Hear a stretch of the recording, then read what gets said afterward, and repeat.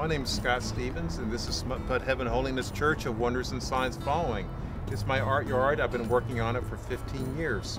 It started out with just a few cactus put in a yard. I had absolutely no plan whatsoever as to what I wanted to do. And every spring I would go get some more cuttings and put them in the yard. And then, as I was a big fan of Alice Cooper, I got some baby doll heads and put them in the ground. There's no more fun than playing on ironing board. And you know, a lot of people throw away ironing boards, so I'm finding ironing boards by the side of the road. And when I ride my bike and I see something like that, I try to get back as soon as possible because, you know, there's other people out there wanting those ironing boards. You know, we got this tour going on. There's been a verbal tour for many years where someone would come to visit one of us and we said, well, if you've been to my place, you're like, you gotta go see here, and you gotta go see the museum, you gotta see the Cathedral of John. You can print up the listing so you know where the addresses are and get an idea of what things are like.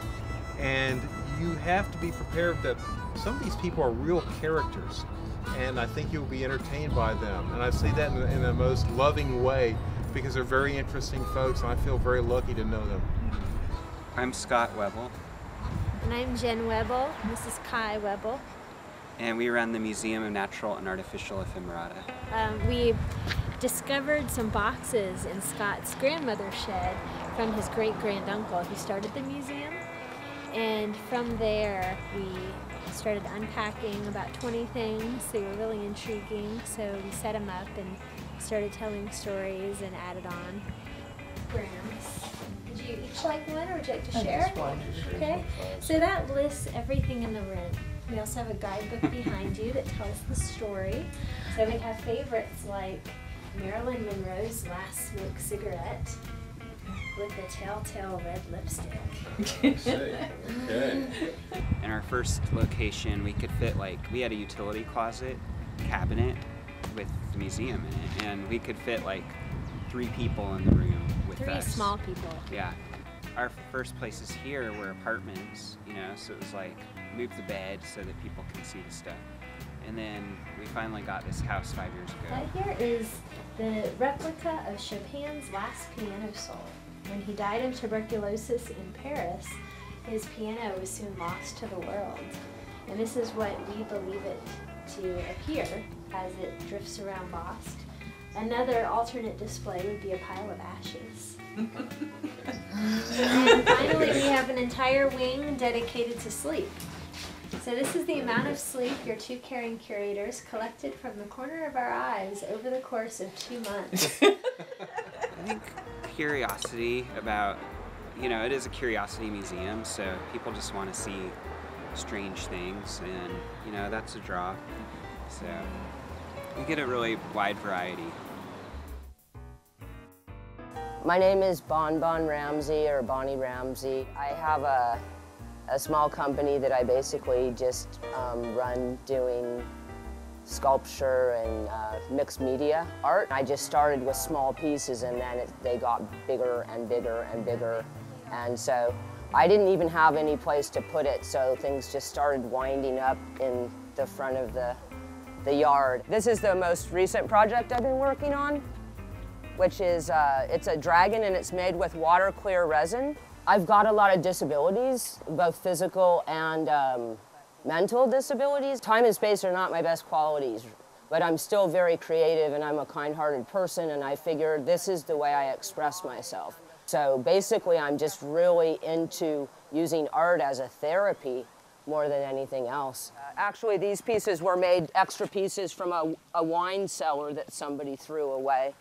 People watched me work, and that's how I actually became involved with the tour. I was working on this dragon sculpture, and it's a really special thing. I want to build an art studio in the back, but I'm kind of thinking, like, when I move it in the back, I'm not going to have this access to people passing by that are really creative and appreciate what I'm doing. So, you know, I still think I might use this area. I live on the hill, and I can see everything that's going on down there. So I just use all different types of elements of things that I see around me and put them all together.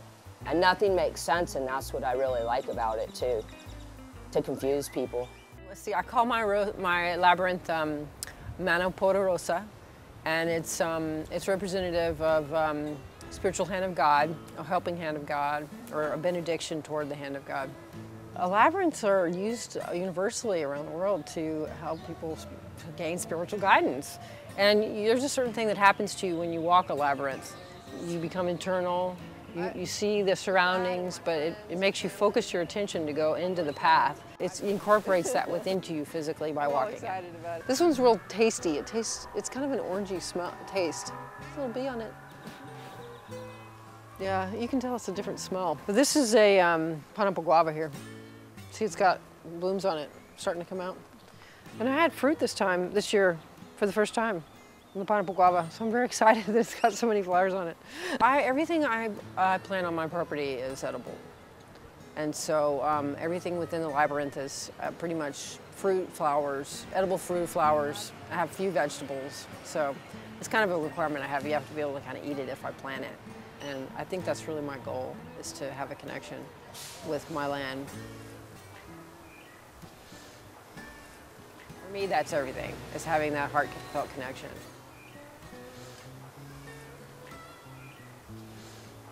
A lot of people will see this and think, hey, I can do this. To be honest, go with something that's true to your heart. What are your fixations? What do you really, really like? I'm obsessed with sumo wrestlers. Don't ask me why, but I am. And I think the materials will manifest themselves in your life one way or another.